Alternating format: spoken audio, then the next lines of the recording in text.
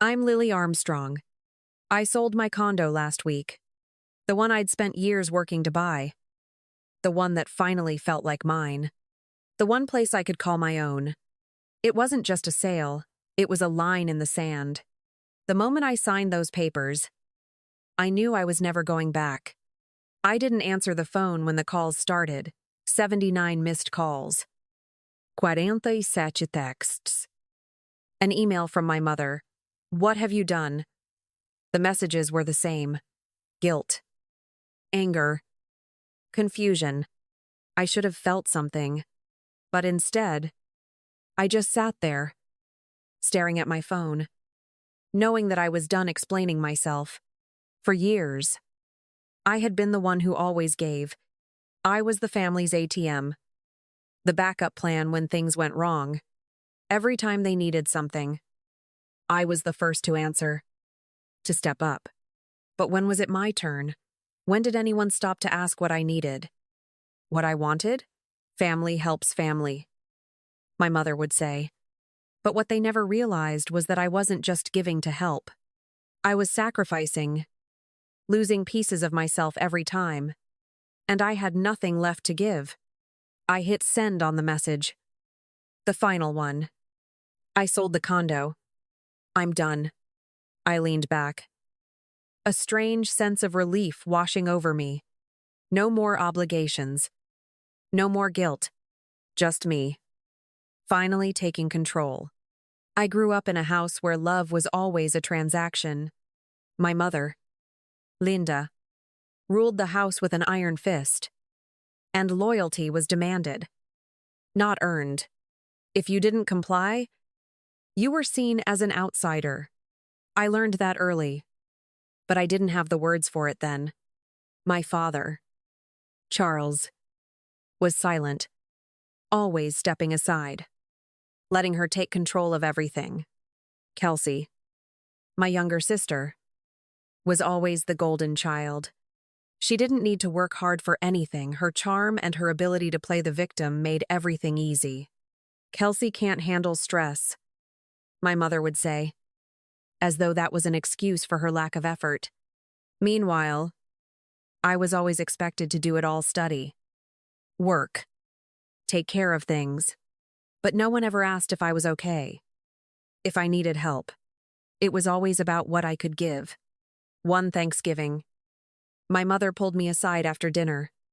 You know, if you ever wanted to help Kelsey get back on her feet, that condo of yours could really change her life, she said, as if it was a casual suggestion. I laughed it off, thinking she was joking. But then I saw the look in her eyes. She wasn't joking. She believed it. And that moment, that casual expectation, it hit me. I had worked hard to buy that condo. I had earned every cent, every inch of that space. But in her mind, it wasn't mine. It was a shared resource, just waiting to be tapped. Kelsey would drop hints about the condo whenever she visited. You sure you need all that space? Lily, you live alone after all, she'd say, as if that made me selfish. I couldn't even take pride in my accomplishments without them making it feel like I owed them something. One night, after Kelsey had made another comment about how much space I had, I found myself staring at the walls of my condo, wondering if they were right. Maybe I was too selfish. Maybe I should share more. But then the thought hit me, why should I always be the one to give? My parents, especially my mother, would never see it that way. In their eyes, family was meant to give, and giving meant sacrifice. They never asked what I needed. They never saw me as anything other than the one who could fix their problems. And I had been doing it for so long that I had forgotten who I was beyond that role. But that night, after I found myself staring at the walls of my condo, I realized something. I wasn't their savior. I wasn't their ATM. I had become their punching bag. And I had let it happen. For years, I had let them define who I was, what I was worth, and it was time for that to end.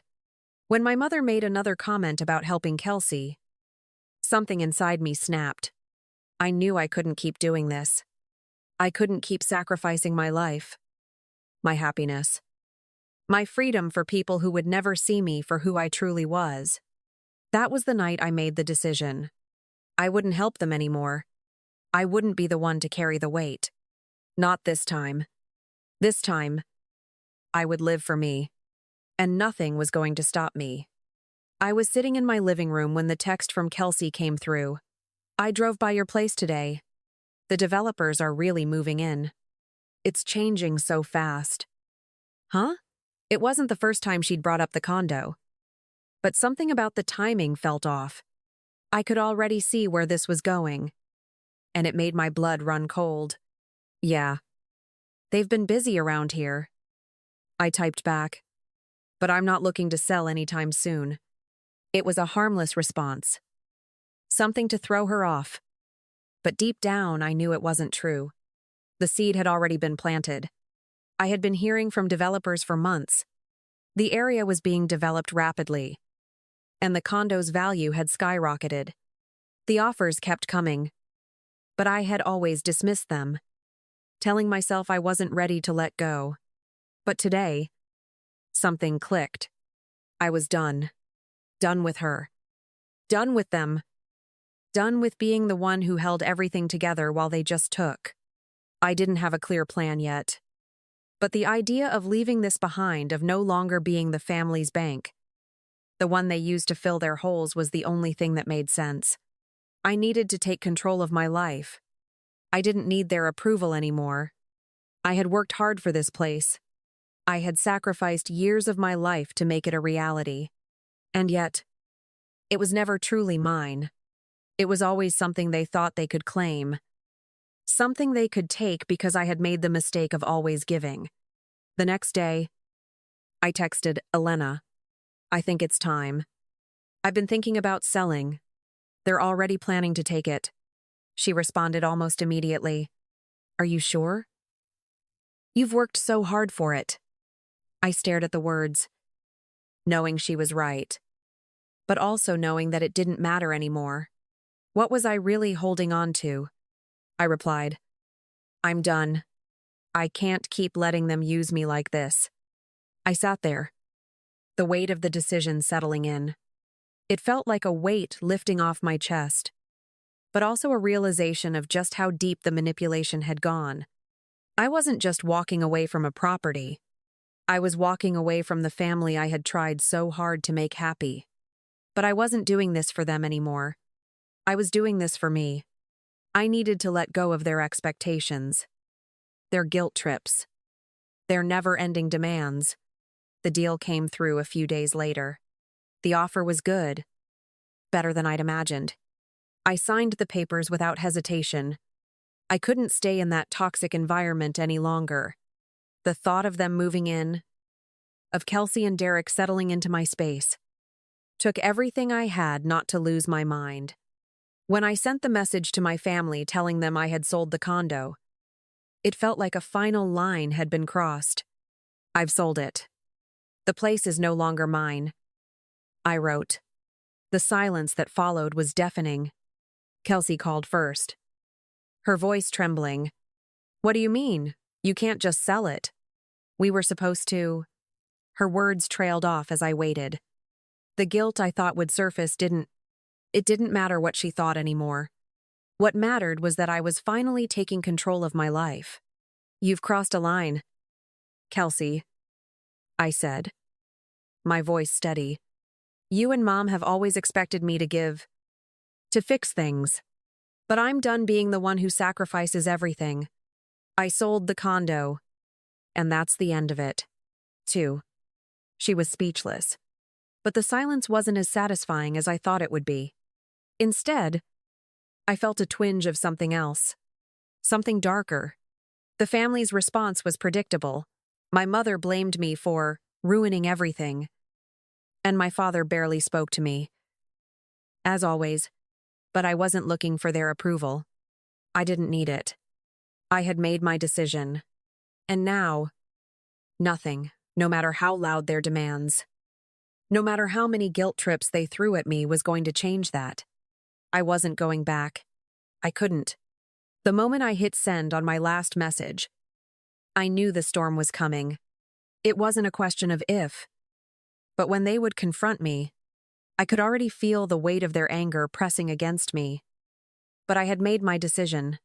I wasn't going to back down. 2 days later, my phone rang.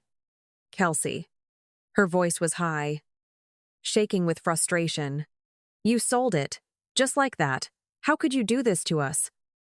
"Lily?" She wasn't even pretending to be calm anymore. The betrayal was too much for her to hide. That condo was supposed to help us. We were going to move in. Get settled. And you just sold it? I leaned back in my chair, staring at the screen. I had expected this. But hearing it from her still stung. "It wasn't yours to take," I said quietly, but firmly.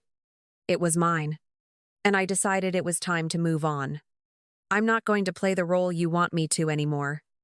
"Eyes," her voice cracked. And for a moment, I almost felt bad. But then she threw it at me. The one thing I'd heard 100 times before. "You were always the one who had it easy. Lily, you never had to struggle the way I did. And now you're just abandoning us." Her words were coated in venom, and I could hear her desperation. But I was done. I was done with feeling guilty for living my own life. "I'm not abandoning you." "Kelsey," I said, keeping my tone steady. "I'm just choosing myself for once." As day. There was a pause, and I could almost see her pacing, trying to gather her thoughts. "You're ruining everything. You always think you know better. You don't understand what we're going through." I took a breath, feeling the weight of her accusations. But I refused to let them sway me. "I do understand," I replied. "And that's why I'm finally walking away. I've spent my life trying to fix everything for everyone else. But I can't fix this. Not anymore." "Could." The silence stretched on. Kelsey didn't respond. Maybe she was processing. Maybe she was too angry to speak. But I didn't need her to understand. I had made my decision. And it was final. Later that evening, my mother called. "Lily? You've really gone too far this time," she said, her voice dripping with disappointment. "You've sold the one thing that could have helped your sister. And for what? So you could run away to Seattle? What are you thinking?" I closed my eyes and exhaled slowly. "I'm thinking I'm finally living for myself," I said, my voice steady despite the wave of guilt trying to rise. "You've always made me feel like I owed you, that I was supposed to sacrifice everything for the family. But I'm done with that. Tell bad." There was a long silence on the other end of the line. And then my mother finally spoke, her voice quiet and strained. "I don't know who you are anymore." "Lily." The words stung more than I expected, but they didn't break me. I wasn't the person they thought I was. "I'm someone who knows her worth," I said, feeling a sense of finality in my words. "And I'm not apologizing for it." "If you co." The conversation ended with nothing more than the sound of her sighing. And that was it. There would be no more apologies. No more second-guessing. The decision had been made. It was time for me to move forward, with or without their approval. As I hung up the phone, a strange calm washed over me. I had faced them. I had stood my ground. And now, I was free.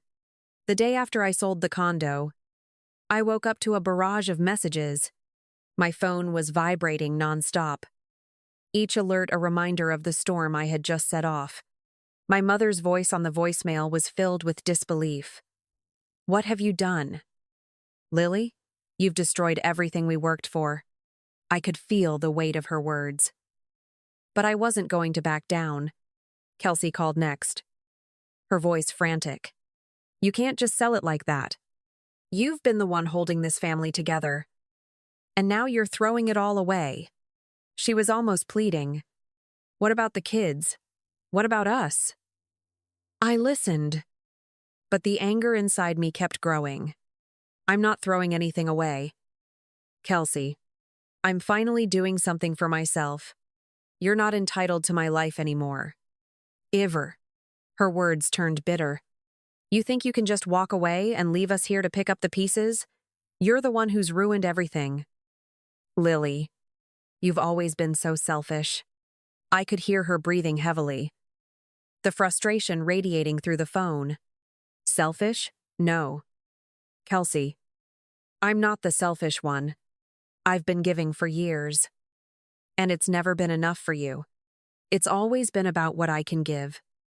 Never about what I need. That ends now. The silence on the other end of the line was deafening. I knew she didn't know how to respond. I didn't wait for her to find the words. I hung up. An hour later, my father called. Lily.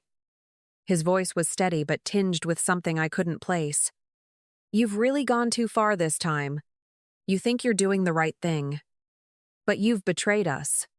I closed my eyes, feeling the familiar sting. You don't understand. Dad, you never have. I've spent my entire life trying to please all of you. But I'm not going to keep sacrificing myself for a family that never sees me. And first, there was a long pause. And when he finally spoke, it was quieter. I didn't raise you to be like this. But his words weren't an apology. They were a criticism, just like always. No, I said, my voice firm. You didn't raise me to be like this. But you sure as hell made me feel like I had no choice. I ended the call without waiting for him to say more. I knew what was coming next. The guilt. The accusations. But it didn't matter anymore. I was done being the person they thought I was. A few hours later, Kelsey showed up at my door. Her eyes were red, face flushed with anger. I can't believe you did this. You think you're better than us? She spat. Standing on the threshold of my apartment. You've ruined everything. I stood tall, looking her straight in the eyes. I'm not better than you. Kelsey, I just refuse to keep living for you anymore. This is my life. And I'm finally taking control of it. Oh. Her face twisted with a mix of disbelief and fury. You think this is control? You think you've won? She sneered. Stepping closer. No. I've won. For the first time, I'm living for myself. And you're not going to take that from me. She took a step back, the anger in her eyes still burning. But she didn't say anything more. I closed the door without another word. In the silence that followed, I felt something inside me shift. It was over. The decision was final. I wasn't going back. Not for anyone. I had finally taken back my life. The weeks after the sale of the condo were quiet. Almost too quiet. For the first time in my life, I wasn't running on someone else's schedule. My phone stopped buzzing constantly with messages from my family. And the weight I had carried for so long began to lift. The silence wasn't uncomfortable anymore. It was peaceful. I started to rebuild. Not just my life, but myself. I moved to a small apartment in the city, far from the expectations of my past. I focused on my job, on things I had neglected for years. I was no longer the person they wanted me to be. I had finally given myself permission to stop pretending, to stop sacrificing myself for people who didn't even see me. Elena visited me one evening, her presence a comforting reminder of how far I had come. You seem different, she said as we sat in the dim light of my new apartment. Like a weight's been lifted off your shoulders. I smiled. Feeling it too. I'm finally free, I whispered. Not just from my family, but from the guilt I had carried for so long. I had found a new sense of peace, one that came from standing up for myself. No longer hiding behind the facade of being the perfect daughter. A few months later, I received a message from Kelsey. It was brief. I'm trying. Lily. I know I messed up. I'm sorry. I didn't respond right away. I thought about it for a long time. But in the end, I simply replied, "Thank you for letting me know." It wasn't a resolution, but it was progress. And for the first time, I realized that wasn't for me to fix. The story I had once lived in, the one where I was always giving and never receiving, was over. It wasn't about revenge or punishing anyone. It was about finding my voice, reclaiming my life. I no longer needed their approval. I was my own person now, and I could finally breathe. If you've ever felt like you've given everything for someone who never appreciated it, you're not alone. Leave a comment and share your story. Let's remind ourselves that sometimes the most powerful thing you can do is walk away and choose yourself.